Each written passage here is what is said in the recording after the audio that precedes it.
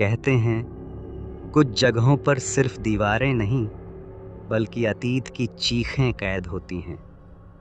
एक ऐसी ही जगह थी राय हवेली। दशकों से वीरान पड़ी इस हवेली में जो भी गया वापस नहीं आया। लेकिन क्यों? आज हम आपको इस हवेली के उस रहस्य से रूबरू करवाने जा रहे हैं जिसे सुनकर आपके रोंगटे खड़े हो जाएंगे।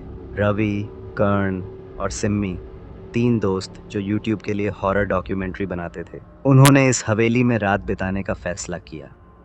लेकिन उन्हें क्या पता था कि ये उनकी जिंदगी की सबसे बड़ी भूल साबित होगी।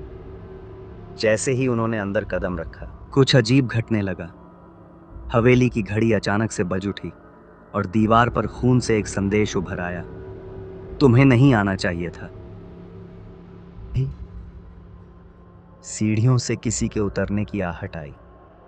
कोई था वहां, लेकिन जब उन्होंने ऊपर देखा तो सिर्फ अंधेरा था। फिर अचानक एक काली परछाई उनके सामने आ खड़ी हुई। रवि ने कैमरा घुमाया और जो उसने देखा उसकी रूह कांप गई।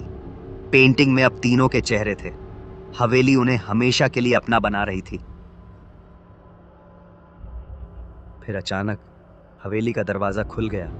तीनों जान बचाकर बाहर भागे, लेकिन जैसे ही उन्होंने पीछे मुड़कर देखा, हवेली वहां थी ही नहीं। सिर्फ राख और एक टूटा हुआ बोर्ड पड़ा था जिस पर लिखा था, राय हवेली 1920 में जलकर राख हो चुकी है। तो यह सवाल अब भी कायम है, अगर वह हवेली 1920 में ही जल गई थी तो फिर वे तीनों कहाँ थे? क्या यह सिर्फ एक सपना था या फिर कोई अदृश्य शक्ति उन्हें अब भी देख रही है? सोचिए, और अगर कभी कोई वीरान हवेली दिखे तो उसमें कदम रखने से पहले 2 बार सोचें।